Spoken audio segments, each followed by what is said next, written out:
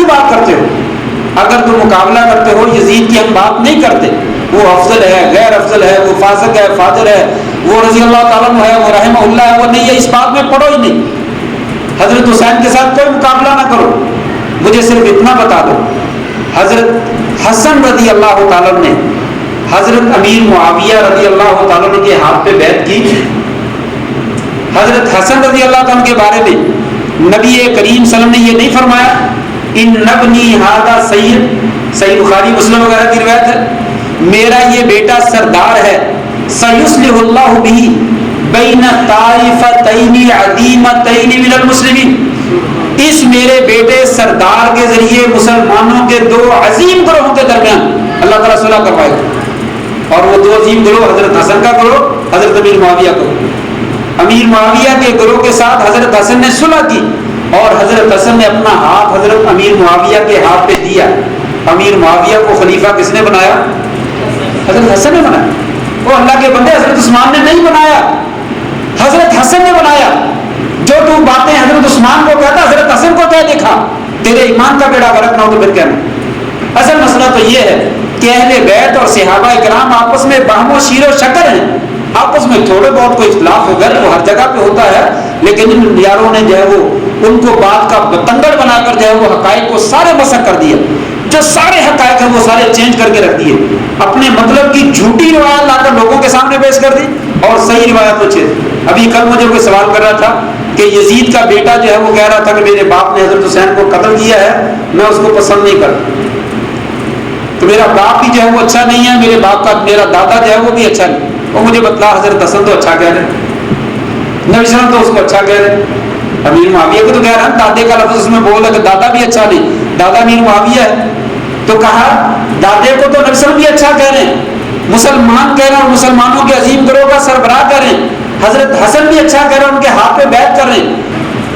الحمدللہ رب العالمین الرحمن الرحیم مالک یوم الدین واشهد ان لا اله الا الله وحده لا شريك له واشهد ان محمدا عبده ورسوله اللهم صل على محمد وعلى ال محمد كما صليت على ابراهيم وعلى ال ابراهيم انك حميد مجيد اللهم بارك على محمد وعلى ال محمد كما باركت على ابراهيم وعلى ال ابراهيم انك حميد مجيد اللهم انفعنا بما علمتنا وعلمنا ما ينفعنا وزدنا علما رب اشرح لي صدري ويسر لي امري واحلل عقدة من لساني يفقهوا قولي اما بعد فاعوذ بالله من الشيطان الرجيم والسابقون الاولون من المهاجرين والانصار والذين اتبعوهم باحسان رضي الله عنهم ورضوا عنه أعد لهم جنات تجري تحتها الأنهار خالدين فيها أبدا ذلك الفوز العظيم۔ نہایت ہی عزت کے لائق سامعین محترم بزرگوں، دوستوں، بھائیوں اور معززہ ماؤں، بہنوں اور بیٹیوں، اگرچہ وقت کافی ہو گیا ہے، جمعے کا دن ہے، آپ لوگوں نے جمعہ بھی پڑھا ہے اور خود جیسے طالب علموں نے جمعہ پڑھایا بھی ہے، اور پھر گرمی کا موسم بھی ہے، اور ماشاءاللہ 2 دن آپ نے خطابات پڑھ کے تفصیل کے ساتھ جو ہے وہ سن لیے، اور میری باری اس وقت آئی ہے جب آپ تھک چکے، گرمی بھی ہے، آپ کے چہروں پہ تھکاوٹ کے آثار بھی واضح طور پر دکھائی دے رہے ہیں، اور ظاہر بات ہے انسان تھک بھی جاتا ہے۔ بہرحال مجھے حکم دیا گیا ہے اور حکم کی اطاعت کرنا لازمی ہے، کوشش کروں گا انشاءاللہ کہ زیادہ وقت نہ، مختصر سے وقت میں چند ایک باتیں ذکر کر کے اپنی بات کو اختتام کی طرف لے جاؤں۔ جیسا کہ آپ نے عنوان کو سنا ہے، حضرت عثمان رضی اللہ تعالیٰ عنہ کی شہادت کے بارے میں موضوع ہے ہمارا۔ حضرت عثمان رضی اللہ تعالیٰ عنہ، ان کا نام نامی عثمان بن عفان بن ابی العاص بن امیہ بن عبد شمس بن عبد مناف، یہ نام ہے۔ 6 نمبر پر نبی کریم صلی اللہ علیہ وسلم کے ایک دادا عبد المناف کے ساتھ آپ کا نسب ملتا ہے. چھٹے دادا جو ہیں ان کے نبی کریم صلی اللہ علیہ وسلم کے دادا کے ساتھ ملتے ہیں. قریشی نبی کریم صلی اللہ علیہ وسلم سے 5 سال چھوٹے ہیں. 5 سال جو ہے وہ آپ کی ولادت کے بعد پیدا ہوئے تقریباً. اور ابتدائی مسلمان ہونے والوں میں ان کا نام بھی آتا ہے. حضرت ابوبکر صدیق رضی اللہ تعالیٰ نے تبلیغ کی تھی تو ان کی تبلیغ سے یہ مسلمان ہو گئے. اس لیے والسابقون الاولون من المہاجرین والانصار کے اولین مصداق حضرت عثمان کی. قرآن مجید کہتا ہے کہ وہ لوگ جو سبقت لے گئے ایمان لانے میں مہاجرین میں سے اور انصار میں سے.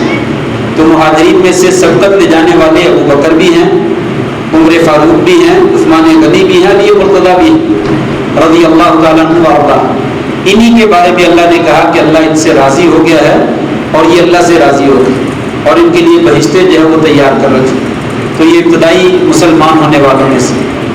آپ کی والدہ کا نام عربہ بنت قریظ ہے اور آپ کی نانی کا نام ام حکیم ہے.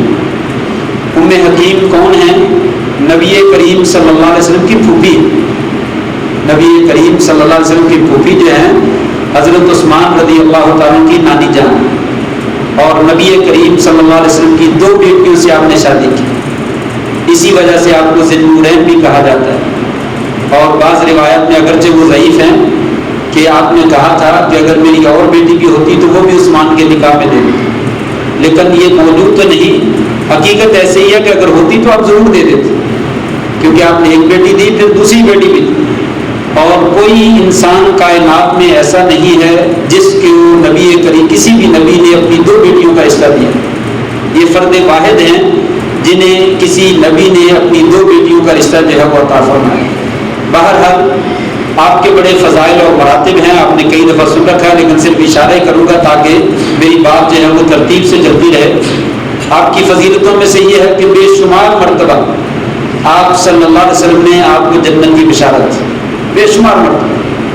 اور آپ ہی وہ فرد واحد ہیں جن کے بارے میں آپ نے کہا تھا کہ کون ہے جو مسجد نبوی کے لیے جگہ خرید کر وقف کرے فلہ الجنت, میں اسے جنت کی بشارت دیتا ہوں. تو حضرت عثمان رضی اللہ تعالیٰ نے اپنی جیب سے پیسے لے کر وہ جگہ خرید کر مسجد نبوی میں وقف کی. یہ وہی شخصیت ہے جن کے بارے میں آپ نے فرمایا تھا من یحفر لنا بئر زمزم من یحفر لنا البئر فلہ الجنت. کون ہے جو ہمارے لیے کنواں جو ہے وہ کھود دے یا کنواں جو ہے وہ خرید دے, اس کے لیے جو ہے وہ جنت کی بشارت ہے. میٹھے پانی کا مدینہ میں کنواں نہیں تھا, ایک ہی کنواں تھا. آپ نے فرمایا اپنا ڈول بھی مسلمانوں کے ڈول کے ساتھ کر دے, میں اسے جنت کی بشارت دیتا ہوں. حضرت عثمان نے اپنے پیسوں سے کنواں لے کر جو ہے وہ مسلمانوں کے لیے وقف کر دیا. آپ ہی وہ شخص ہیں جن کے بارے میں آپ نے فرمایا تھا من یجہز جیش العسرۃ فلہ الجنۃ. کون ہے جو جیش عسرت یعنی تبوک والے غزوے کے لیے فوجیوں کے لیے چندہ اکٹھا کر کے دے, ان کو تیار کرے, اسے بھی جنت کی بشارت دیتا ہے. حضرت عثمان رضی اللہ تعالیٰ بیش بہا پیسہ اور سامان جو ہے غزوہ تبوک کے مجاہدین کے لیے وقف کیا. اور اسی موقع پر 1000 سونے کے سکے 1000 سونے کے سکے جو ہے وہ لا کر دیے. سونے کا سکہ اس وقت تقریباً 4.25 گرام 4.25 گرام کا 1 دینار ہوتا تھا. تو 1000 دینار ہو تو تقریباً 4,2500 تقریباً 4,500 یعنی 4.25 کلو سونا بنتا ہے. 4.25 کلو سونا جو ہے وہ تقریباً انہوں نے آپ کی جھولی میں لا کر ڈھیر کر دی. اور آپ نے جو ہے وہ سونے کی سرگیاں لی اور ان کو الٹ پلٹ کرنے لگے. اور آپ نے فرمایا تو اسی وقت ما ضر عثمان ما عمل بعد اليوم. عثمان جاؤ, آج کے بعد جو بھی عمل کرو تمہیں کوئی نقصان نہیں ہوگا, جو بھی عمل کرو تمہیں کوئی نقصان نہیں ہوگا. یہ ساری 100% صحیح روایتیں ہیں.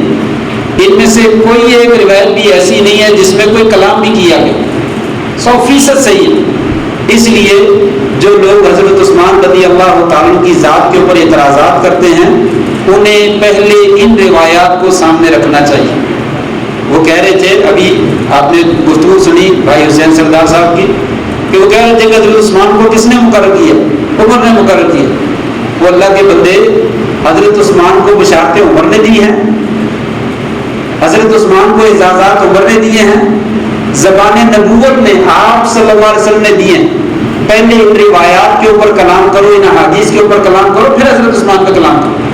پہلے اپنے نبی کے اوپر کلام کرو، پھر حضرت عثمان کے اوپر کلام کرو. میرے نبی کریم صلی اللہ علیہ وسلم نے بے شمار مرتبہ حضرت عثمان رضی اللہ عنہ کو جو وہ جنت کی گارنٹی دی ہے، اور آپ کی پاکیزگی، طہارت، حیا اور بے شمار فضائل اور مناقب کا جو ہے وہ تذکرہ کیا. بہرحال یہ اختصار ہے. اس کے بعد حضرت عمر رضی اللہ عنہ کی شہادت ہو جاتی ہے، ان کی خلافت پھر اس کے بعد حضرت عثمان کو منتقل ہوتی ہے. حافظ عبدالعزیز شیخ مولانا محترم عبدالعزیز بٹ صاحب حفظہ اللہ تبارک و تعالیٰ، انہوں نے تفصیل سے ذکر کیا کہ حضرت عثمان کی خلافت پھر کیسے بنی. 6 بندے تھے، طلحہ و زبیر، عبد الرحمن بن عوف اور حضرت علی اور حضرت عثمان اور حضرت سعد بن ابی وقاص. یہ 6 کے 6 عشرہ مبشرہ ہے، سب جنتی، سب کو جنت کی بشارتیں ملی. پھر 6 میں سے 3 رہ گئے، 3 میں سے 2 رہ گئے، حضرت علی اور عثمان.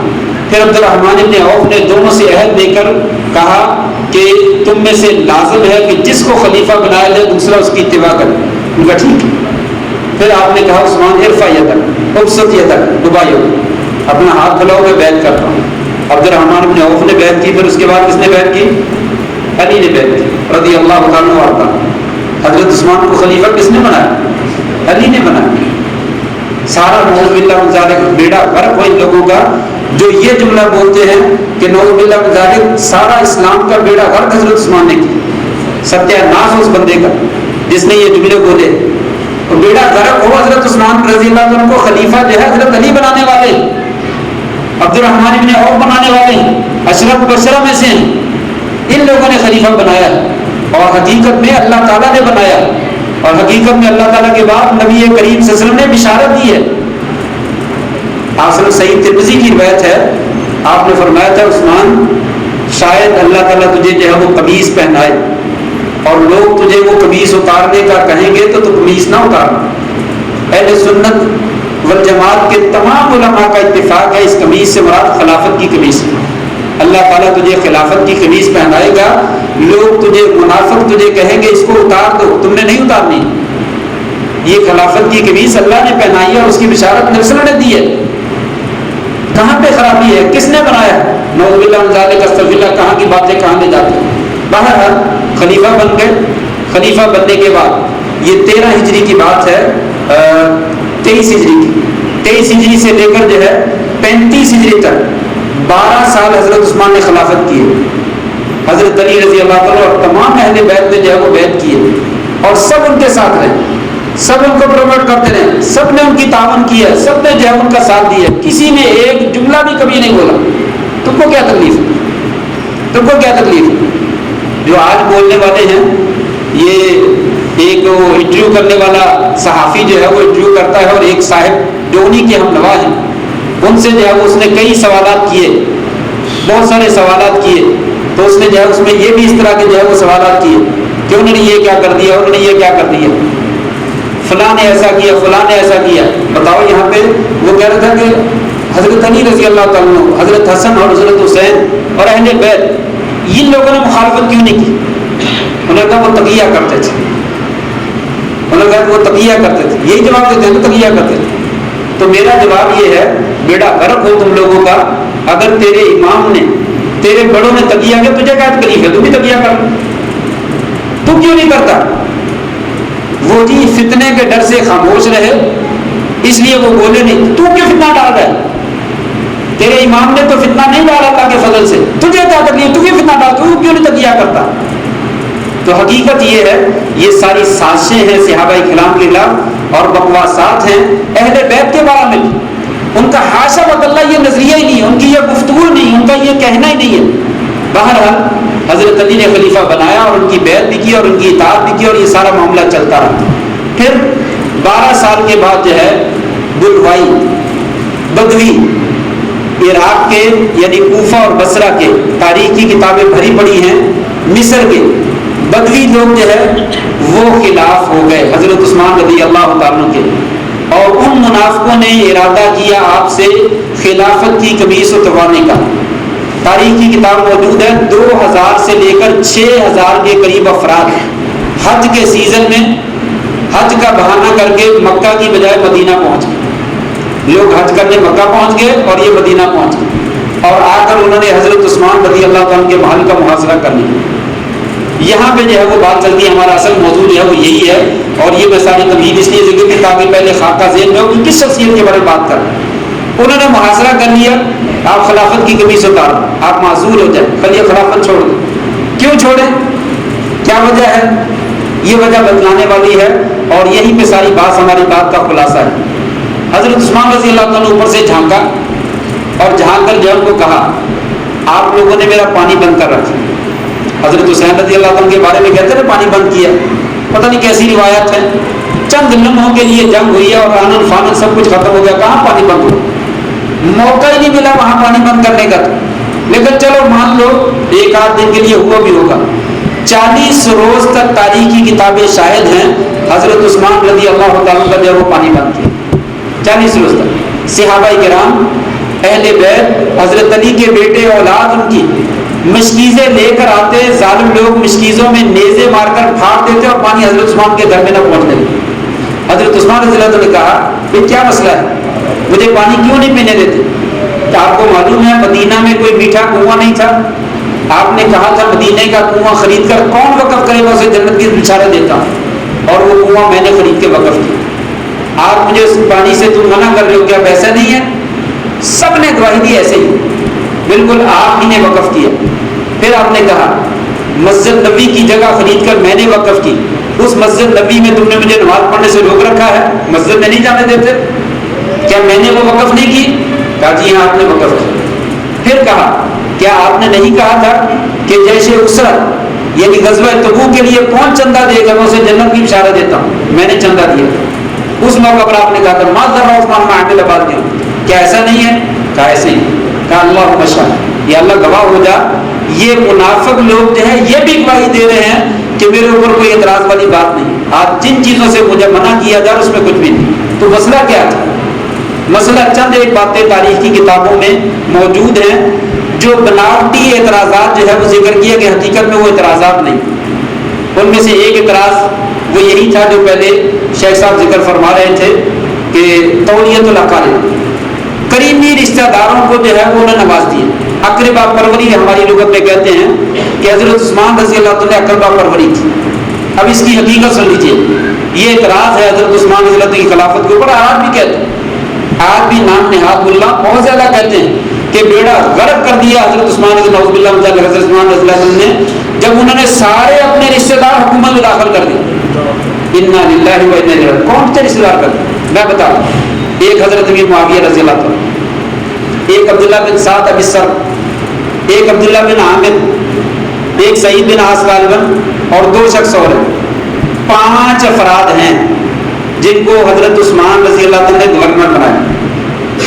حضرت عثمان رضی اللہ تاریخ کا مطالعہ کریں, تمام کتابوں کو جمع کریں. حضرت عثمان رضی اللہ عنہ کی بہت بڑی خلافت تھی, حضرت عمر رضی اللہ عنہ کی خلافت سے زیادہ بڑی تھی.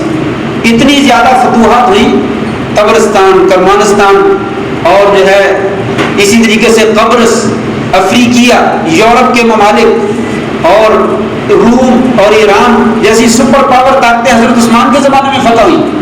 بہت سارے علاقے فتح ہوئے, بہت دور تک ان کی حکومت چلے گی. حضرت عثمان کے زمانے میں 26 گورنر تھے, ٹوٹل گورنر کتنے تھے؟ 26.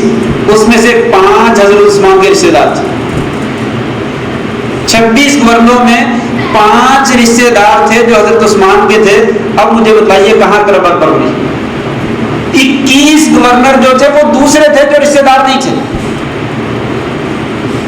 تو کہاں ہے گورنر کے آپ نے بہت سارے رشتے دار بھرتی کر دی, اور ان میں بھی سب سے زیادہ اعتراض 2 بندوں پہ کیا جاتا ہے, 3 بندوں پہ کہتے ہیں, 3 بندوں پہ کیا جاتا ہے. ایک امیر معاویہ رضی اللہ عنہ. امیر معاویہ حضرت عثمان کے رشتے دار, اس میں کوئی شک نہیں ہے, لیکن ان کو مقرر کیسے کیا؟ حضرت عثمان نے کیا.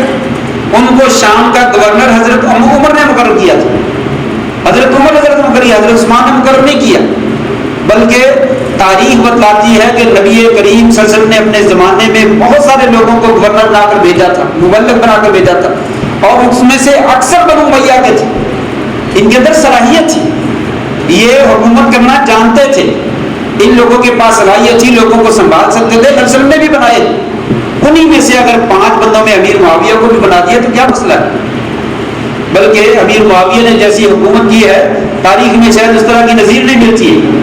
اس کے بعد میں آنے والے زمانوں میں حضرت عمر کو نکال دیجئے اور اس کے بعد میں آنے والے جتنے زمانے ہیں کوئی بادشاہ کوئی خلیفہ ایسی حکومت نہیں کی ہے جیسی حکومت جہاں امیر معاویہ نے کی ہے. تو ان کو خلیفہ گورنر بنانے میں کیا اعتراض والی بات ہے؟ دوسرا اعتراض ہے عبداللہ بن سعد بن ابی الصرح، ان کے اوپر شدید اعتراض کیا جاتا ہے. اور ایک مولوی صاحب جو ہے وہ بہت بولتے ہیں، حضرت عثمان کے اوپر بڑی چڑھائی کرتے ہیں، بیڑا غرق ہو ان کا. وہ کہتے ہیں کہ سارا بیڑا غرق نعوذ باللہ استغفر اللہ، وہ لفظ یہی بولتا ہے کہ بیڑا غرق یہی سے ہوا کہ حضرت عثمان نے عبداللہ بن سعد بن ابی الصرح کو پناہ دی. ہوا یوں تھا کہ یہ کافروں کے ساتھ مل گئے، ایسا ہی ہوا، مسلمان تھے کافروں کے ساتھ مل گئے. نبی کریم صلی اللہ علیہ وسلم نے ان کے قتل کا حکم صادر کر دیا کہ جہاں کہیں ملے اس کو قتل کر دو.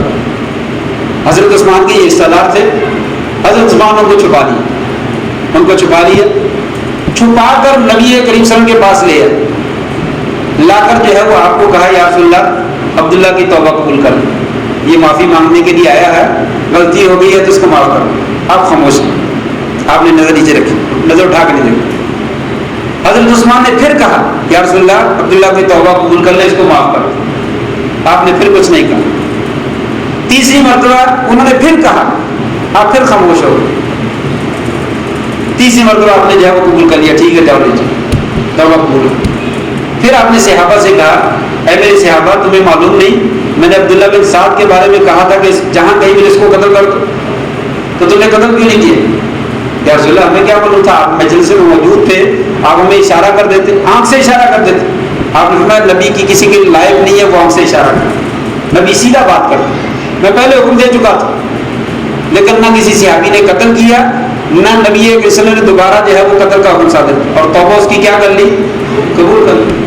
اب نبی صلی اللہ علیہ وسلم نے توبہ قبول کر لی، صحابہ نے قبول کر لیا، اس کے بعد کسی نے کبھی کچھ نہیں کہا. آپ کو کیا تکلیف؟ حضرت عثمان نے پناہ دے دی اور اسلام کا بیڑا غرق ہو گیا، اس لیے کہ جس کے قتل کا حکم نبی نے صادر کیا تو اس کو پناہ کیوں دی؟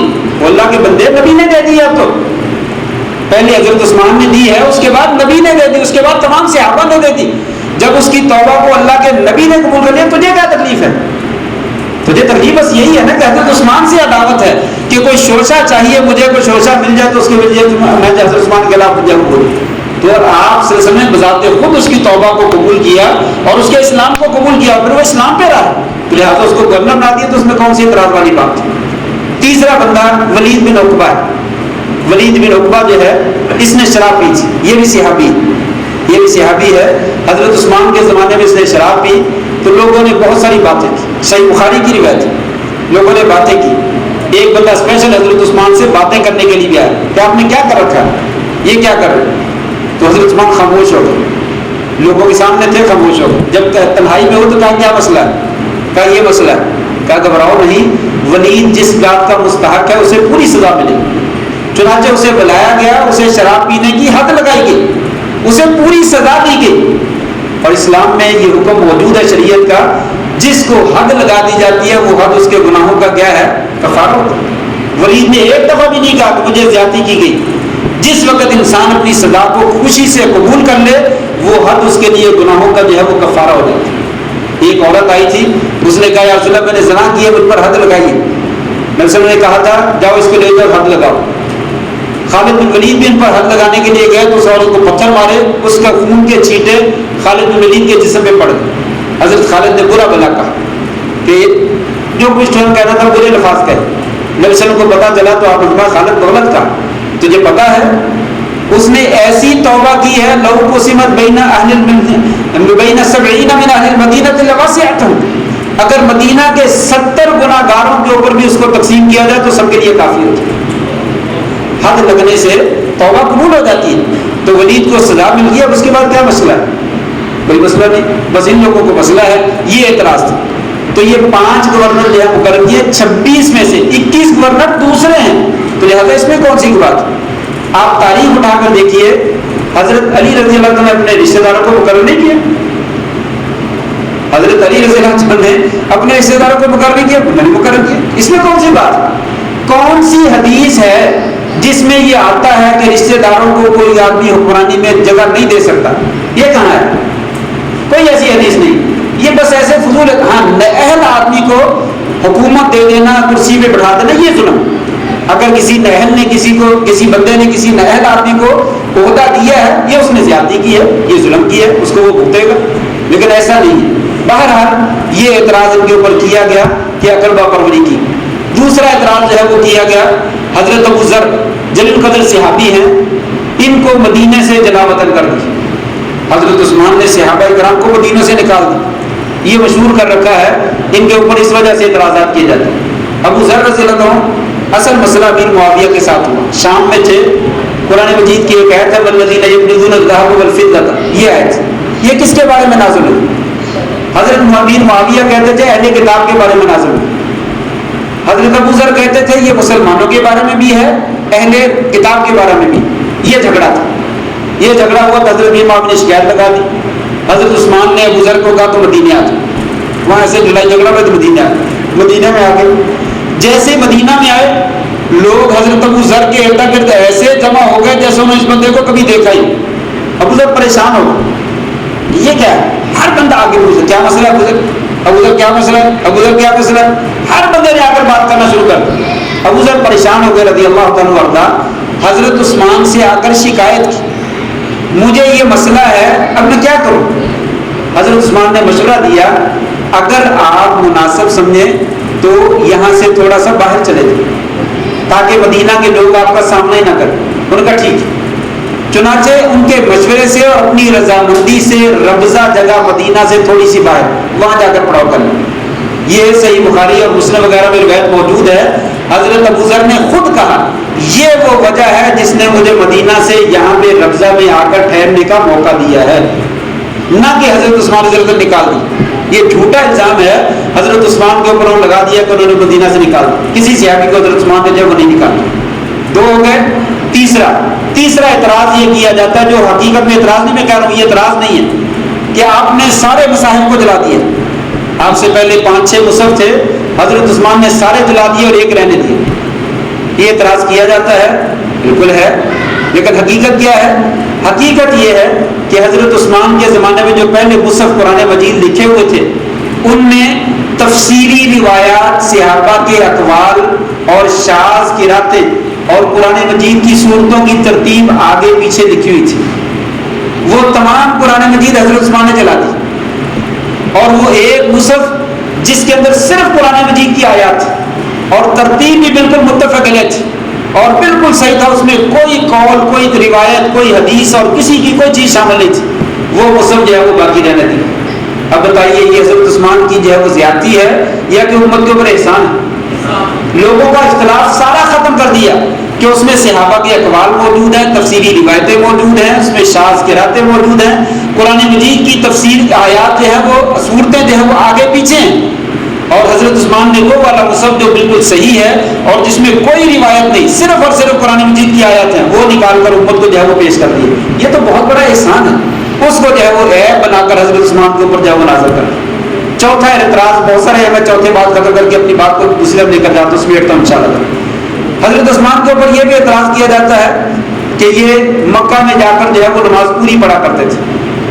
اچھا، نماز پوری پڑھنا سفر میں 2 رکعتوں کی بجائے 4 رکعتیں پڑھتے تھے تو یہ کیا خلافت کے چھوڑنے کی دلیل ہے؟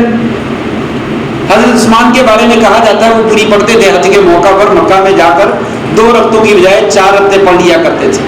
حضرت عائشہ بھی پڑھتی تھی. حضرت عائشہ بھی ایسا سفر میں کرتی تھی اور 2 کی بجائے 4 پڑھ لیتی. صحیح روایات میں موجود ہے. حضرت عثمان کے بارے میں توجیہ پیش کی جاتی ہے کہ کیوں کرتے تھے.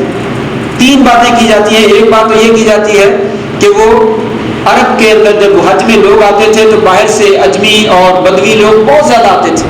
انہوں نے اس لیے 4 پڑھنا شروع کر دی تاکہ لوگ یہ نہ سمجھیں کہ بھائی نماز کی 2 ہی رکھتے ہیں اور وہ یہاں سے دین سیکھ کر چلے جائیں اور ساری زندگی پھر 2 ہی پڑھتے ہیں. خلیفہ نے 2 پڑھائی ہیں، ہم نے 2 ہی پڑھنی. تو وہ 4 پڑھتے تھے تاکہ لوگوں کو پتہ چلے یہ نماز کی 4 ہی رکھتے ہیں، 2 نہیں. لیکن یہ کوئی اتنا قوی جواب نہیں ہے، مضبوط جواب نہیں. دوسرا جواب یہ دیا جاتا ہے کہ حضرت عثمان نے وہاں پہ شادی کرنی تھی، مکہ میں شادی کرنی تھی تو ان کا گھر بن گیا تھا، لہٰذا وہ اپنے گھر میں جا کر نماز پوری پڑھتے تھے. یہ بھی کوئی اتنا قوی جواب. تیسرا جواب جو ہے وہ مضبوط جواب ہے. حضرت عائشہ اور حضرت عثمان کا یہ موقف تھا. سفر میں 2 رکعتیں پڑھنا بھی جائز ہیں, 4 رکعتیں پڑھنا بھی جائز ہے. اگر کوئی 4 پڑھتا ہے تو یہ زیادہ افضل ہے, اس لیے اس نے زیادہ رکعتیں پڑھی. قصر کرنا جائز ہے اور پوری پڑھنا بھی جائز ہے, لیکن افضل کیا ہے اس میں اختلاف.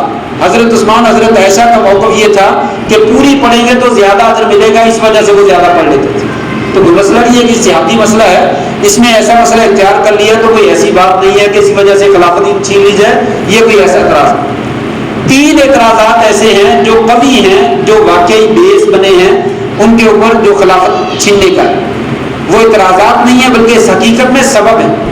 اور پہلا سبب اس میں سے قوی اور سب سے مضبوط سبب ہے ہی وہ عبداللہ بن سبا یہودی یمنی, اس نے کلمہ پڑھ لیا اور مسلمان ہو گئے.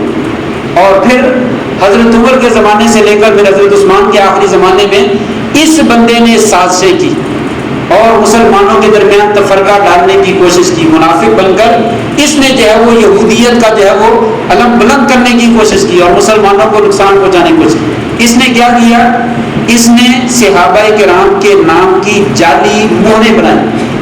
حضرت عائشہ, حضرت زبیر, حضرت طلحہ, اس طرح کے صحابہ کرام کے نام کی مہریں بنائی اور مہریں لگا کر خط بنا کر باہر کے شہروں میں روانہ کر دیے کہ ہم جو ہے حضرت عثمان کو پسند نہیں کرتے.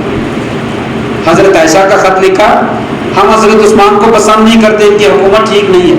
حضرت طلحہ کی طرف سے لکھا کہ ہم اس کو پسند نہیں کرتے, یہ ٹھیک نہیں ہے. زبیر کی طرف سے خط لکھا. باہر کے لوگ وہی بدوی جو گھیراؤ کرنے آئے تھے, ان لوگوں کو جب یہ خط پہنچے, پرانا زمانہ ہے, کوئی تصدیق کرنے کے راستے ہی نہیں ہیں اور پہلے ہی خبریں پہنچی ہوئی ہیں کہ حضرت عثمان ٹھیک نہیں ہے, تو ان کو جب صحابہ کرام کی شہادت مل گئی تو ان کو یقین ہو گیا کہ بات ایسی. یہ بات تاریخ البدایہ و نہایہ میں ابن کثیر نے صحیح سے نقل کی ہے. لوگوں نے آ کر حضرت عائشہ سے کہا, تمہیں نے تو کہا ہے کہ حضرت عثمان ٹھیک نہیں ہے. کہ جی حاشا وکل, میں نے کوئی ایسا جملہ نہیں بولا, حضرت عثمان ہمارے درمیان بہترین انسان. کہا نہیں آپ نے خط لکھے ہیں. کہا میں نے کوئی خط نہیں لکھا, قسم اٹھا کے کہا کوئی خط نہیں لکھا. کہا یہ صحیح سند کے ساتھ واقعات موجود ہیں, یہ عبداللہ بن سبا نے یہ ایسے کام کیے جس کی وجہ سے لوگ حضرت عثمان کے مخالف بن گئے ان کی طرف سے. اور ایک خط حضرت عثمان کی طرف سے بھی جھوٹا لکھ دیا. کچھ لوگ آئے آپ کے پاس معاملہ طے کرنے کے لیے, ان کو کہا جاؤ اپنے علاقے میں جا کر اپنے گورنر سے بات کرو, انشاءاللہ وہ تمہیں کچھ نہیں کہے گا اور تمہیں نوازیں گے. ان کو کسی نے جھوٹا خط تیار کر کے دے دیا. انہوں نے جا کر پڑھا تو رستے میں لکھا ہوا تھا کہ حضرت عثمان کہتے ہیں جب یہ تمہارے پاس بندے پہنچے ان کو قتل کر دو. انہوں نے کہیں مہر لگی ہے خلافت کی, حضرت عثمان کی مہر لگی ہے اور ہمیں اس میں قتل کرنے کا حکم دے دیا نعوذ باللہ من ذالک. وہ واپس آ, وہ بھی آ کر اس جمگٹے میں مل گئے اور آ کر حضرت عثمان کے خلاف جو ان کا گھر کا گرا گیا. یہ وہ اسباب ہیں جن کی وجہ سے ہوا. اور اس میں دوسرا بنیادی سبب کیا بنا, حضرت عثمان رضی اللہ تعالیٰ کی نرم طبیعت. حضرت عمر رضی اللہ عنہ حضرت عثمان نے بنیادی فرق یہی تھا کہ حضرت عثمان قوی تھے, حضرت عمر قوی تھے. اگر اسی طرح کا لب و لہجہ اور طریقہ یہ اختیار کرتے تو کبھی ایسے نہ ہو, کبھی ایسے نہ ہو. لیکن حضرت عثمان نہیں یہ چاہتے تھے. چنانچہ جب 2000 کے قریب یا اس سے زیادہ, میں نے کہا 6000 تک یہ بلوائیوں نے آ کر گھیراؤ کر لیا, تقریباً 700 کے قریب صحابہ کرام جن میں عبداللہ ابن عمر, عبداللہ ابن عباس, ابو ہریرہ, سیدنا حسن, سیدنا حسین رضی اللہ تعالیٰ اجمعین, یہ سب لوگ دفاع کرنے کے لیے آئے. اور صحیح روایات میں موجود ہے حضرت عثمان نے کہا میں تمہیں اللہ کی قسم دے کر کہتا ہوں تمہارے اوپر میری اطاعت کرنا فرض ہے. کہا جی ہاں فرض. کہا تم میں سے جو آدمی مجھے خلیفہ مانتا یہاں سے چلا جائے, میرے دفاع کی ضرورت نہیں ہے. 1 منٹ ہے جی, اس میں بات ختم کر, صرف 1 منٹ مجھے دے دیجیے.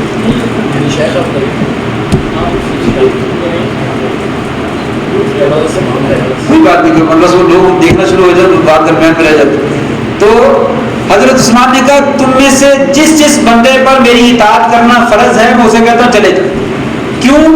میں اپنی ذات کی وجہ سے مدینہ میں خون خرابہ نہیں چاہتا.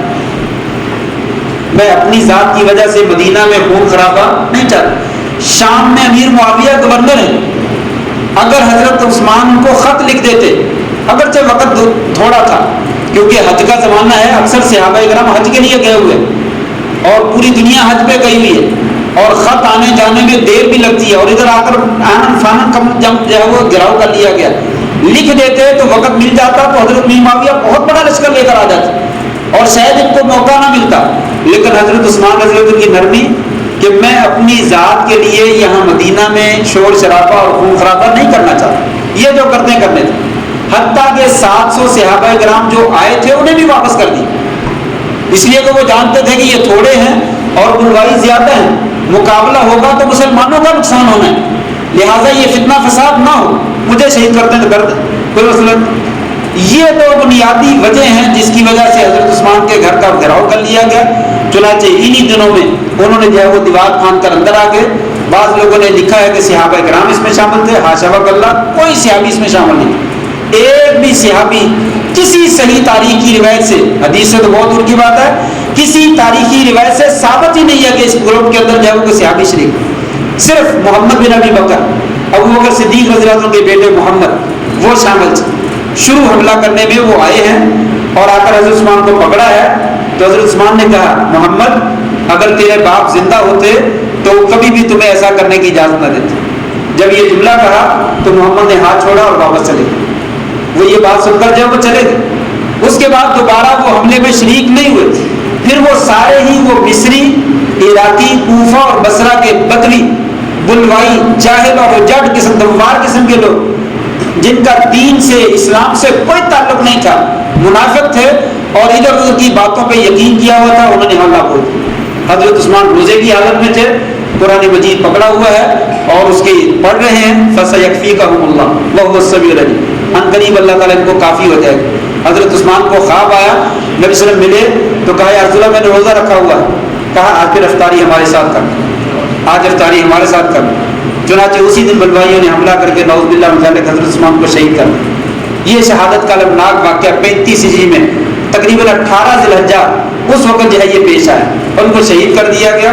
اور اس کے بعد کے واقعات پھر آپ جانتے ہیں، حتیٰ کہ حضرت عثمان رضی اللہ عنہ کو تاریخ میں یہ موجود ہے، ایک آدمی آپ دیکھیے کتنی مظلومیت کی شہادت ہے، حضرت حسین رضی اللہ عنہ کی شہادت بھی المناک، بہت اسلام کا اندوہناک واقعہ ہے، لیکن جو شدید اندوہناک شہادت کا واقعہ حضرت عثمان کا ہے کسی کا نہیں۔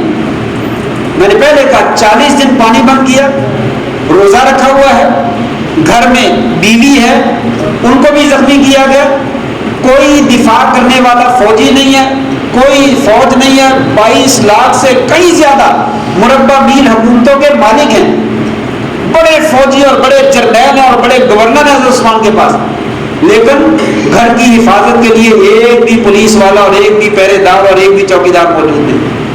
ایسی حالت میں شہید کیا گیا اور پھر رات کے اندھیرے میں چند لوگوں نے جنازہ پڑھ کے دفنا دیا، اس لیے کہ بلوائیوں کو خدشہ تھا کہ وہ آپ کی لاش کے ٹکڑے نہ کر دیں، آپ کو مسمار نہ کر دیں۔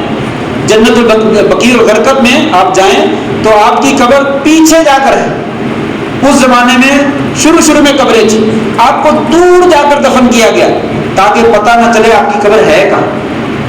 صحابہ کرام نے آپ کو چھپ کر خاموشی جنازہ پڑھ کے جلدی سے دور کر کے دفنا دیا۔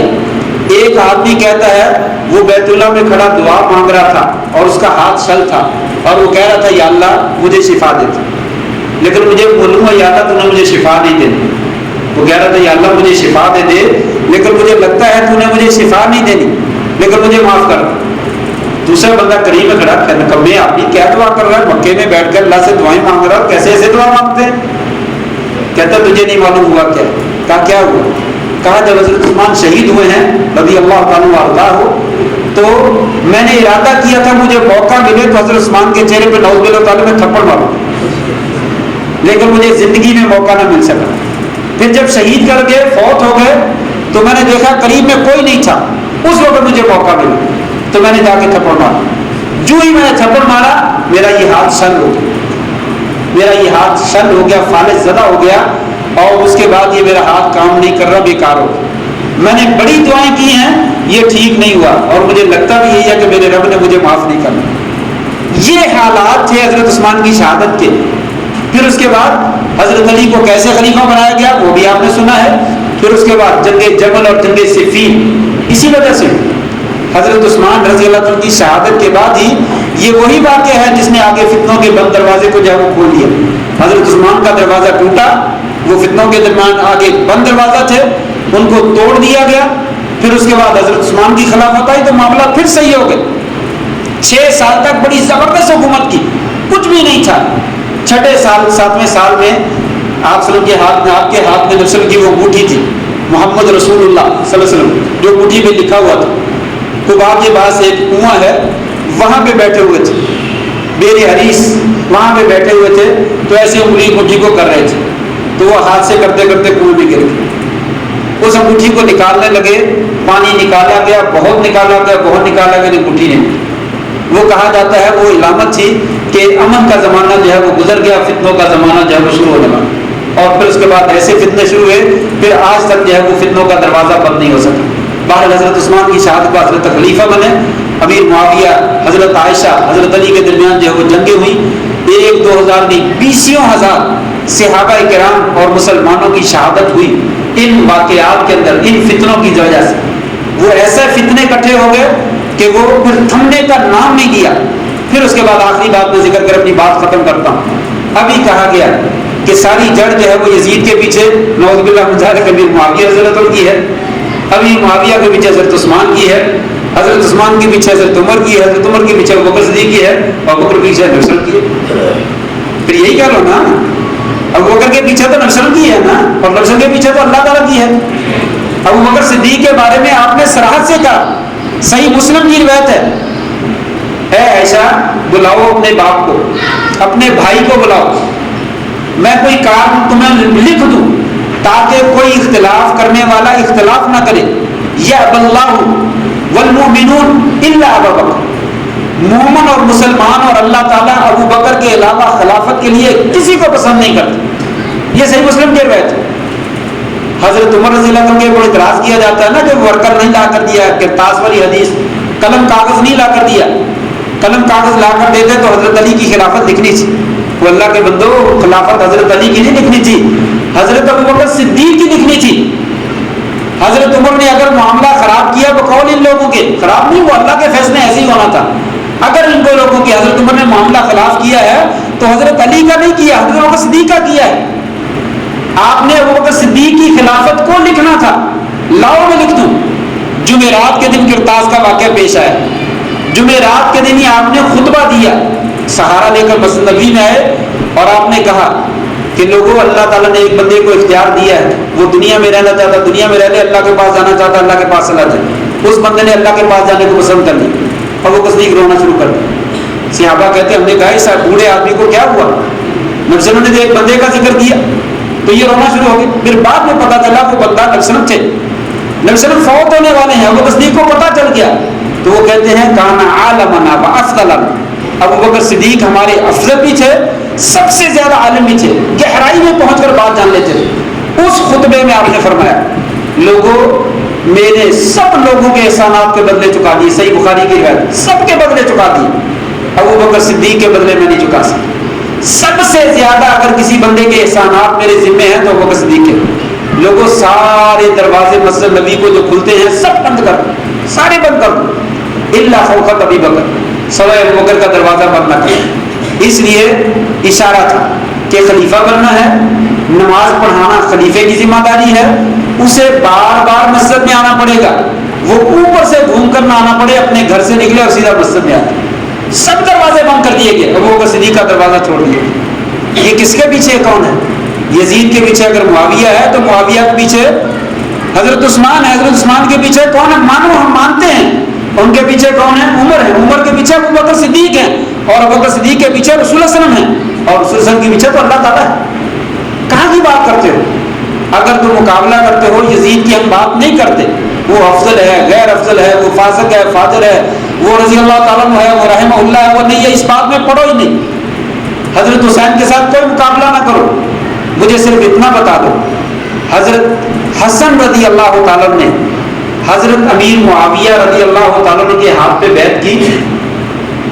حضرت حسن رضی اللہ تعالیٰ کے بارے میں نبی کریم صلی اللہ علیہ وسلم نے یہ نہیں فرمایا ان ابنی ھذا سید، صحیح بخاری مسلم وغیرہ کی روایت ہے، میرا یہ بیٹا سردار ہے، سیصلح اللہ بہ بین طائفتین عظیمتین من المسلمین، اس میرے بیٹے سردار کے ذریعے مسلمانوں کے دو عظیم گروہوں کے درمیان اللہ تعالیٰ صلح کروائے گا۔ اور وہ دو عظیم گروہ حضرت حسن کا گروہ، حضرت امیر معاویہ کا گروہ۔ امیر معاویہ کے گروہ کے ساتھ حضرت حسن نے صلح کی، اور حضرت حسن نے اپنا ہاتھ حضرت امیر معاویہ کے ہاتھ پہ دیا۔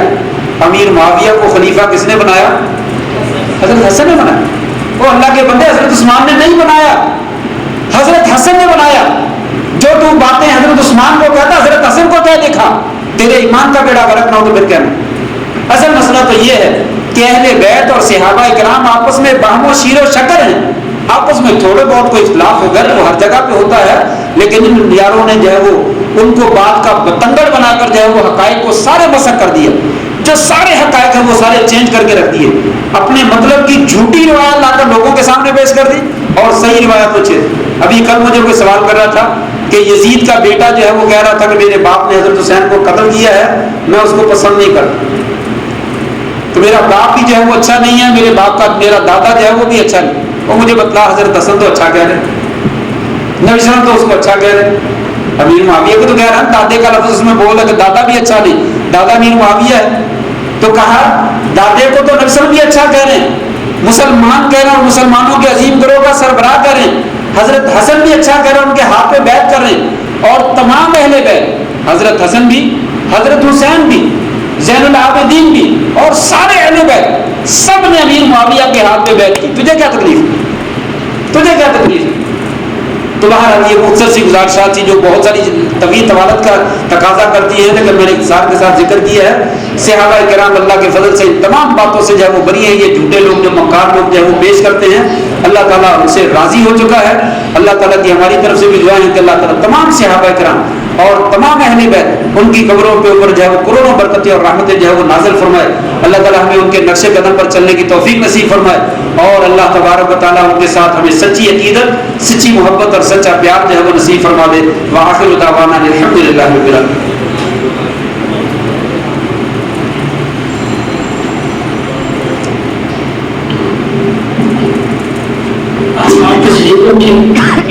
ابھی کمیٹی کے آپ کی ضیافت کے لیے چیزیں دیں گے، اتنی دیر میں انشاءاللہ العزیز برادر مکرم جو ہے وہ کل کا شیڈول بتائیں گے، سوالات جن کے ہیں وہ لکھ کے ہمیں دے دیں۔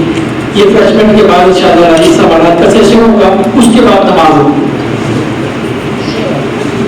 آپ حاضری ضرور لگا کے دیں، یہ حاضری آپ کی انشاءاللہ العزیز سند کے لیے ضروری ہوگی۔ جن احباب کو ہم سند دیں گے ان کے لیے یہ حاضری ضروری ہے۔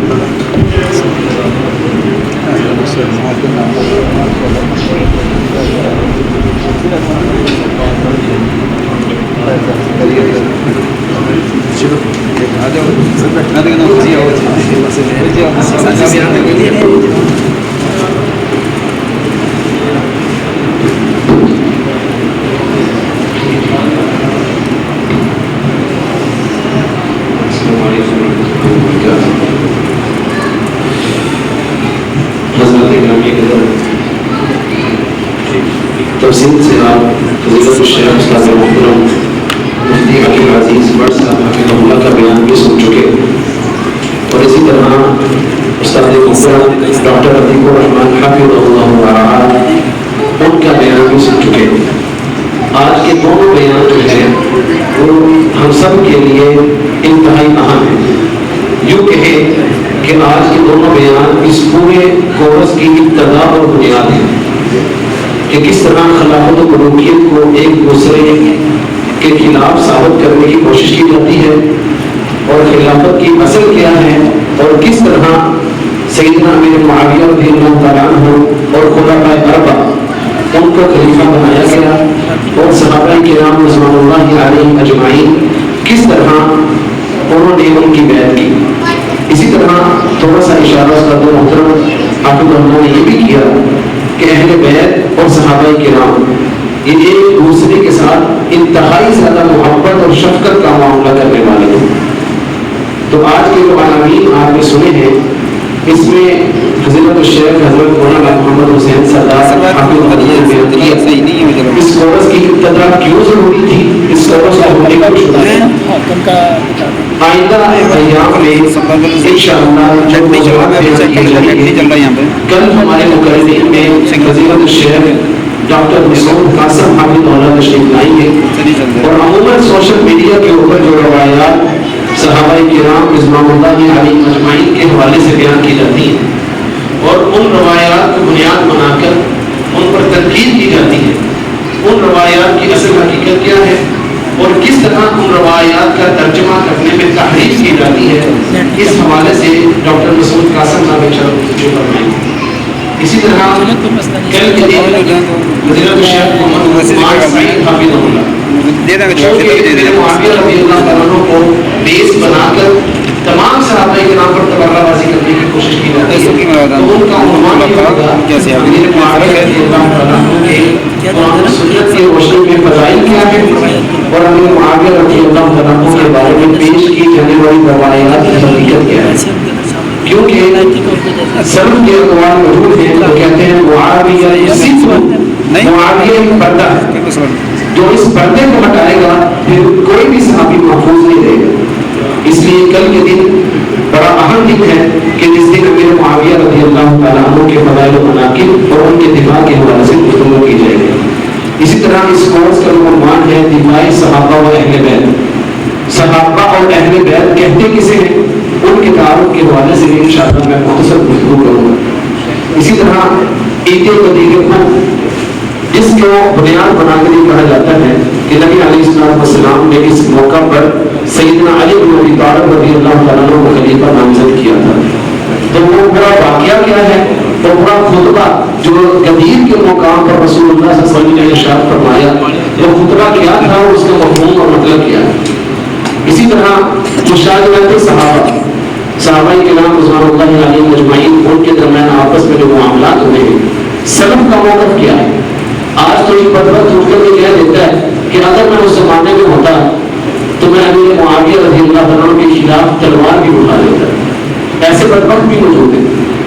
تو عمر بن عبدالعزیز رحمہ اللہ سے سوال کیا گیا تھا، جو علی اور معاویہ رضی اللہ عنہما کے درمیان معاملے ہوئے، انہوں نے فرمایا تلک دماء طہر اللہ یدی منہا، اللہ نے میرے ہاتھوں کو اس خون سے محفوظ رکھا ہے، افلا اطہر لسانی، کہ میں اپنی زبان کو محفوظ نہ رکھوں۔ اس لیے مشاہدات صحابہ کے بارے میں سلف کا موقف کیا ہے یہ بھی انشاءاللہ بیان ہوگا، اور پرسوں واقعہ کربلا حقائق کی روشنی میں تفصیل بیان کیا جائے گا۔ اب میں سوالات کی طرف آتا ہوں۔ فضیلت الشیخ ڈاکٹر عتیق الرحمان حفظہ اللہ، ان کو چند سوالات جو ساتھیوں نے ہمیں دیے، ان کو ہم نے لکھ کر دیے ہیں، وہ ان سوالات کے انشاءاللہ جواب آپ کے سامنے بیان کریں گے۔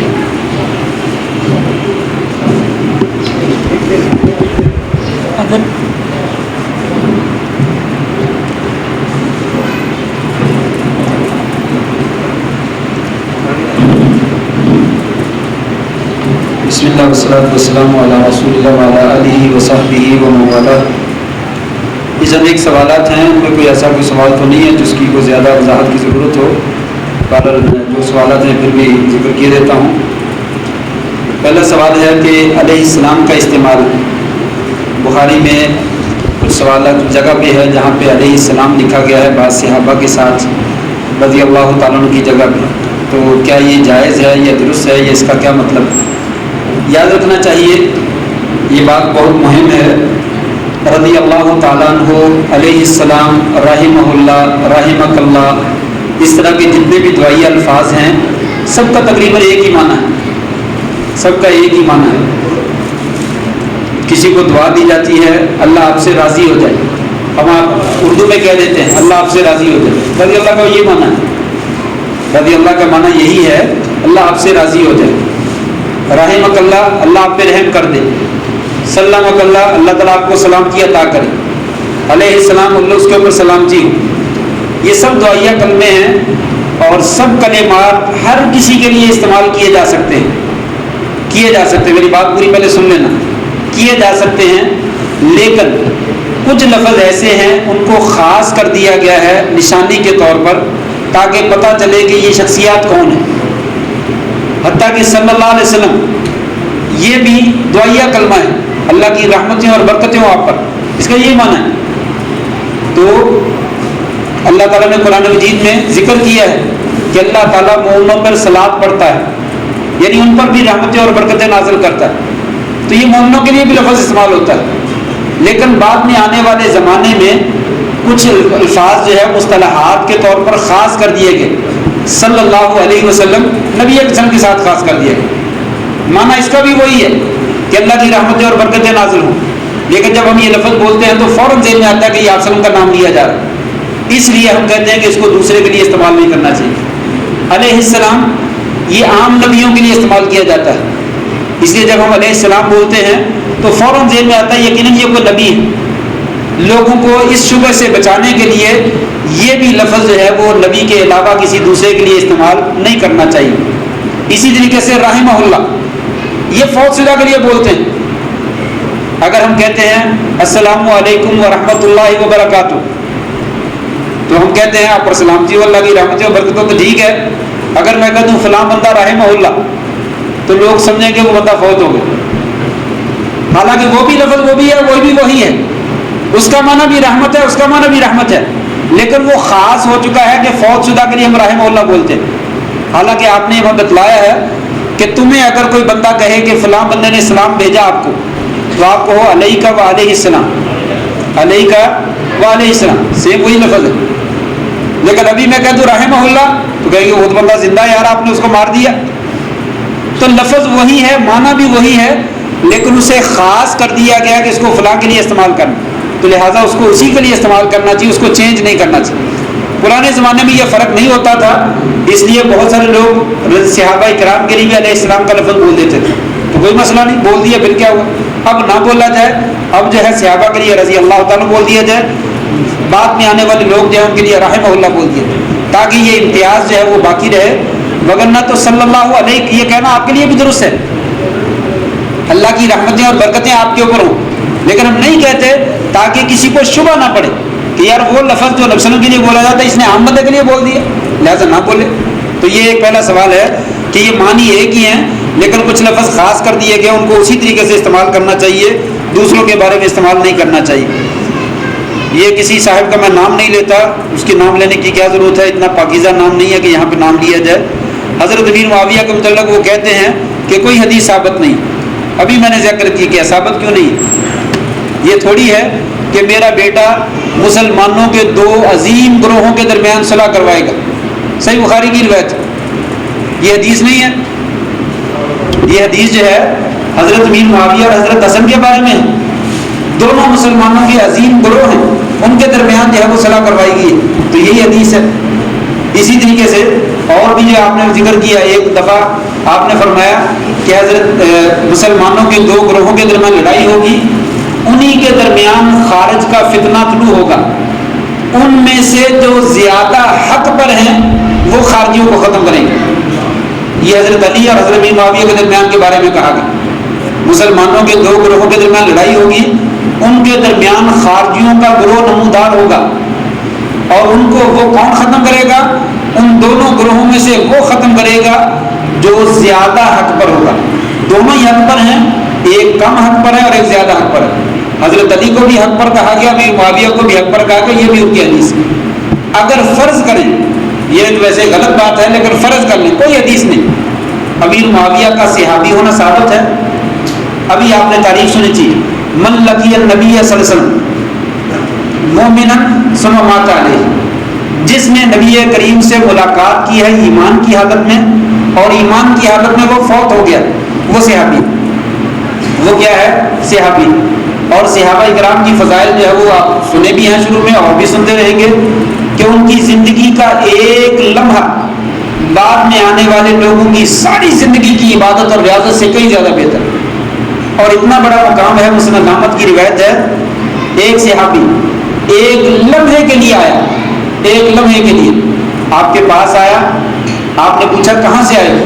کہا یا رسول اللہ دور بستیوں سے آئے ہیں، پیچھے بڑی دور آبادیوں سے آئے۔ کہا کیا کرنے آیا؟ کہا آپ سے اسلام سیکھنے آئے۔ آپ نے اسلام کی چند باتیں سکھلائیں، پھر کہا یا رسول اللہ مجھے اجازت دیجیے، اجازت دیتی۔ وہ جانے لگا، پیچھے مڑا اور اونٹنی کا پاؤں کسی گڑھے میں پھنسا اور وہ اونٹنی گر گئی، وہ بندہ نیچے گر گیا اور اس کی گردن ٹوٹ گئی اور فوت ہو گئی. تھوڑی دیر کے بعد آپ وسلم قریب گئے اور اس کے چہرے کے قریب اپنا منہ کر دیا, پھر اس کے بعد پیچھے ہٹے. پھر آپ نے فرمایا صحابہ جانتے ہو کیا ہوا؟ کہا نہیں یا رسول اللہ. کہا ابھی میں نے دیکھا جنت کے فرشتے جو ہے اس کے منہ کے اندر جو ہے وہ پھل ڈال رہے, یہ دور سے آیا ہے, مجھ سے پہلی کوئی ملاقات نہیں ہے, ابھی ملاقات ہوئی, ابھی واپس چلا گیا, ابھی فوت ہو گیا. آپ نے فرمایا عامل قلیلا واجر کثیرا, عمل تو بڑا تھوڑا سا کیا ہے لیکن اجر اللہ تعالیٰ نے بہت زیادہ دیا, بہت زیادہ دیا.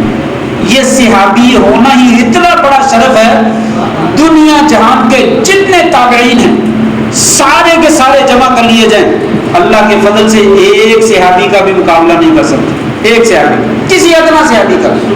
لہٰذا وہ جنتی ہیں اور اللہ تبارک و تعالیٰ کے ہاں اللہ ان سے راضی ہے. تمام لوگوں کو اللہ نے سرٹیفکیٹ دیا, عد لہم جنات تجری تحت الانہار, یہ انہی کے بارے والذین اتبعوہم بإحسان.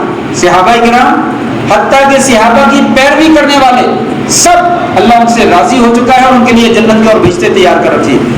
تو لہٰذا صحابی ہونا ہی بہت بڑا شرف ہے. باقی صحیح حدیثیں ثابت ہیں جو میں نے ذکر بھی کی اور اس کے علاوہ بھی ہیں. تیسرا سوال کا جواب میں نے دے دیا ہے کہ حضرت عثمان کی شہادت کا کوئی صحابی بھی شامل تھا. میں نے بتلایا کہ کوئی صحابی شامل نہیں تھا, کوئی صحابی شامل نہیں تھا, اس میں کوئی ایسی بات موجود نہیں ہے.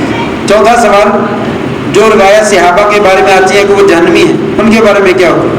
کوئی ایسی روایت نہیں, کوئی ایسی روایت ثابت نہیں ہے کہ صحابہ کے نام نعوذ باللہ من ذالک جہنمی, بالکل جھوٹ ہے اور جھوٹ کا بلندہ ہے. کوئی ایسی روایت ہے تو لائیے, کوئی ایسی روایت نہیں ہے جس میں کہا کہ وہ صحابہ جو ہے نعوذ باللہ من ذالک جہنمی. اگر صحابی ہے اور ایمان کی حالت میں اس نے آپ سے ملاقات کی ہے اور ایمان کی حالت میں فوت ہوا, میں ایک شبہ ہے اس کا جواب دے دیتا ہوں. وہ یہ ہے کہ کچھ لوگوں کے بارے میں آپ نے جملے بولے, جیسے وہ ایک آدمی تھا اور جہاد کے میدان میں تھا اور تیر لگا اور وہ شہید ہو گیا. صحابہ کرام نے کہا جنت کی بشارت ہو, یہ تو اللہ کے جہاد میں تھا, نبی صلی اللہ علیہ وسلم کی سواری کی خدمت کر رہا تھا اور دشمن کا تیر لگا, سیدھا جنت میں گیا. آپ نے فرمایا جلدی نہ کرو, اس نے مال غنیمت سے چادر چرائی تھی, ابھی میں دیکھ رہا ہوں لتشتعل علیہ نارا, اس کے اوپر جہنم کی آگ کو بھڑکا رہی. شاید اس طرح کی روایتوں کا مقصد ہے. اس بات کو ذرا اچھے طریقے سمجھ لیجئے. اس کا مطلب پتہ کیا ہے؟ وہ صحابہ کرام, ان کو صحابہ کہنا کہہ لیں نہیں کہنا نہ کہیں, جو ایمان لائے اور ایمان لانے کے بعد انہوں نے جرم کیا اور جرم کی حالت میں وہ فوت ہو گئے, وہ صحابہ کرام کی کیٹیگری سے نکل گئے. ہماری بات ہے ان صحابہ کرام کی جو صحابہ ایمان لائے اور ایمان لا کر آپ سے ملاقات کی اور پھر ایمان کی حالت میں فوت ہو گئے اور ان کے اوپر شریعت میں کوئی حکم نہیں لگایا. وہ تمام صحابہ کرام اللہ کے فضل سے جنتی ہیں, ان میں سے کسی کے بارے میں جہنم کا فیصلہ نہیں. یہ جس کے بارے میں آپ نے کہا نا جہنم کی آگ بھڑکا رہی ہے اس کے اوپر, یہ یہودی تھا, یہودیوں کا غلام تھا اور تھوڑی دیر پہلے مسلمان ہوا اور کچھ ہی لمحے کے بعد اس نے چادر چرا لی. اس بندے کو آپ امیر معاویہ کے مقابلے میں کھڑا کرتے ہیں, ابوبکر صدیق کے مقابلے میں کھڑا کرتے ہیں, حضرت عمر فاروق کے مقابلے میں کھڑا کرتے ہیں. اس کا مقابلہ تو ادنا صحابی کے ساتھ بھی نہیں کیا جا سکتا. یہ تو صحابی ہونے کا شرف حاصل ہی نہیں کر سکتا. اس نے تو اسلام بڑی تھوڑی سی دیر کے لیے لایا اور اس میں بھی جو ہے اسلام کے خلاف جو ہے وہ عمل کیا, اس لیے آپ نے اس کو وہی سنا. لہٰذا ہمارا کہنا ہے صحابی وہ ہے جو اسلام کی حالت میں آپ سے ملاقات کرتا ہے اور اسلام کی حالت میں فوت ہوتا ہے اور اس کے اوپر کوئی ایسا کلمہ نہیں کہا گیا, اللہ کے فضل سے وہ جنتی ہے, انشاءاللہ وہ جہنمی کسی صورت میں بھی نہیں. پانچواں نمبر جو سوال وہ بھی اسی طرح کا فضول سوال ہی ہے. انتم طلقاء, مکہ والوں سے کہا تھا تو کیا صحابیت کے رتبے میں کوئی فرق آتا ہے؟ کوئی فرق نہیں آتا, اس میں کوئی شک نہیں. شروع میں مسلمان ہونے والے وہ زیادہ اونچا مرتبہ مقام رکھتے ہیں, بعد میں ہونے والے اس سے نیچا مرتبہ رکھتے ہیں, اس کے بعد والے اس سے نیچا. لیکن جو صحابیت کے شرف سے فیضیاب ہو گیا وہ بعد میں آنے والے تمام لوگوں سے افضل ہو گیا. بعد میں آنے والے جس کو صحابیت کا شرف حاصل نہیں ہوا وہ تمام سے افضل ہو گیا. اس لیے فتح مکہ کے موقع پر بھی مسلمان ہونے والے جو ہیں باقی لوگوں سے تمام سے جو ہے وہ افضل ہیں. یہ ملوکیت کا سوال ہے. ویسے تو ملوکیت کی حکومت جو ہے وہ درس پہلے گزر گیا, سوال تو ہم کو دینا چاہیے تھا, لیکن یہ ترمذی کی روایت ہے, اس نے فرمایا 30 سال تک خلافت رہے گی پھر ملوکیت آ جائے گی. کیا امیر معاویہ رضی اللہ عنہ کی ملوکیت کے پہلے امیر ہیں؟ ملوکیت کے کیا فائدے یا نقصانات ہیں؟ بیان فرما دیں۔ یہ تو پورا درس ہے، یہ سوال نہیں ہے، اس کے اوپر تو پورا محاضرہ چاہیے۔ بس میں تھوڑا سا جواب دے دیتا ہوں کہ ملوکیت ہے یا نہیں ہے اس کو چھوڑ دیجئے، آپ بادشاہ مان لیں۔ ملوکیت کا معنی کیا ہے؟ بادشاہ ہونا جرم ہے؟ کوئی ایک حدیث بتلائیں جس میں آیا ہو کہ جب بادشاہ آ جائیں گے تو وہ مجرم بنے گا، نعوذ باللہ من ذالک السبب۔ ایسا نہیں، بادشاہ امام عادل، 7 بندوں کو اللہ تعالیٰ اپنے عرش کے سائے کے نیچے جگہ ذکر کرے گا، جگہ دیں گے، اور اس میں جو ہے وہ خلیفہ کا لفظ نہیں بولا، امام کا لفظ بولا، امام عادل، ملک عادل کے لفظ بھی آتے ہیں، عادل بادشاہ۔ تو عدل کرنے والا بادشاہ جو ہے وہ عرش کے سائے کے نیچے جگہ حاصل کرے گا۔ تو بادشاہ اگر عادل ہے وہ بالکل صحیح ہے، ملوکیت اگر جو ہے وہ عین انصاف کے مطابق عمل کرتی ہے تو وہ بالکل صحیح ہے، اور اگر بادشاہ جو ہے وہ ظالم ہے تو وہ ظالم ہے، وہ اپنا سزا بھگتے گا۔ امیر معاویہ رضی اللہ عنہ نے زبردست حکومت کی ہے، اور ابھی جو آپ نے شرطیں ذکر کی تھی خلیفہ کی سنی تھی، اور وہ خلیفہ والی شرطیں پائی جاتی ہیں، ان میں وہ پائی جاتی ہیں، عدل و انصاف قائم ہو، نماز کا حکم دیا جاتا ہو، زکوٰۃ کے احکام نہ ہوتے ہوں، شریعت جو ہے وہ نافذ ہو، حدود اللہ کا نفاذ ہو۔ حضرت میر معاویہ رضی اللہ عنہ کے زمانے میں کچھ نہیں ہوا، تمام سے اچھے کام ہوتے رہے، اور شریعت کی خلاف ورزیوں کے کوئی کام نہیں ہوئے، تمام حدود کا نفاذ ہوتا ہے، بلکہ امن رہا، اور کفر کے اور جو منافقین کے اور روافض کے جتنے فتنے تھے کسی نے سر نہیں اٹھایا۔ اس سے بڑی خلافت اور کیا ہو سکتی؟ یہ تو زبردست خلافت ہے۔ لیکن اگر بادشاہ بھی مان لیں تو کوئی مسئلہ نہیں ہے، بادشاہ ہونا کوئی جرم نہیں ہے۔ یہ لوگوں نے ایسے افواہ بنا دی ہے کہ بادشاہ ہو جائے گا تو بس ختم ہو جائے گا، کیا اس کے بعد جتنے بادشاہ ہیں سب جہنمی ہیں؟ نہیں، ایسا نہیں ہے، بلکہ جو بھی بادشاہ اللہ کے فضل سے صحیح حکومت کرے گا وہ خلیفہ ہی ہے، اور جو بادشاہ غلط کام کرے گا وہ ظالم بادشاہ ہے، اور ظالم بادشاہ اپنا جو ہے وہ معاملہ سنبھال لے گا۔ لہٰذا یہ امیر معاویہ رضی اللہ عنہ کے اوپر جو ہے وہ کوئی اعتراض نہیں بنتا ہے، اس سے وہ پیش نہیں کرنا چاہیے۔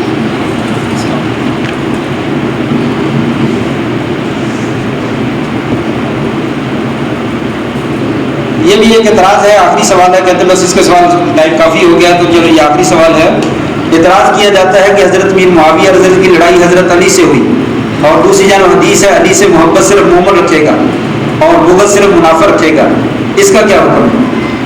بات تو بڑی زبردست وزنی لگتی ہے، لیکن حقیقت میں یہ بالکل کھوکھلی ہے، اس کی کوئی حیثیت نہیں۔ حضرت امیر معاویہ رضی اللہ عنہ کی لڑائی اور حضرت علی کی لڑائی، حضرت عائشہ رضی اللہ عنہ کی لڑائی اور حضرت امیر معاویہ کی حضرت علی کی لڑائی، حضرت طلحہ و زبیر رضی اللہ عنہ کی لڑائی حضرت علی رضی اللہ عنہ کے ساتھ، یہ سب ہوئی ہیں، یہ سارے اشرف مبشرہ میں سے ہیں، امیر معاویہ کے علاوہ دوسرے صحابہ کرام اشرف مبشرہ میں سے ہیں۔ اللہ کے بندو، یہ آپس میں ایک دوسرے سے نفرت کی لڑائی ہے ہی نہیں، اس کو سمجھنے والی بات ہے، آپس میں نفرت کی لڑائی ہے ہی نہیں کہ حضرت علی رضی اللہ عنہ امیر معاویہ سے بغض رکھتے ہیں، امیر معاویہ حضرت علی سے بغض رکھتے ہیں، ایسا نہیں ہے۔ یہ حکومت کے معاملات میں اجتہادی خطا ہوئی ہے۔ اصل مسئلہ یہ تھا، حضرت علی کہتے تھے کہ میری حکومت مضبوط ہونے نہیں دے، پھر ہم عثمان کے قاتلین کا بدلہ لے لیں گے۔ امیر معاویہ کہتے تھے رضی اللہ تعالیٰ عنہ، آپ کو مضبوط کرنے والے لوگ وہی ہیں جنہوں نے حضرت عثمان کو شہید کیا، پہلے ان کو قتل کرو پھر حکومت سنبھالو، میں بیعت کرنے کے لیے تیار ہوں۔ یہ ذاتی کوئی عناد تھا ہی نہیں، ان کی ذاتی دشمنی نہیں تھی۔ یہاں پہ جو حدیث میں ہے نا، جو علی سے بغض رکھے گا، یہ ذاتی اعتبار سے، حضرت علی ہونے کے اعتبار سے کوئی بغض رکھے گا تو وہ منافق ہے۔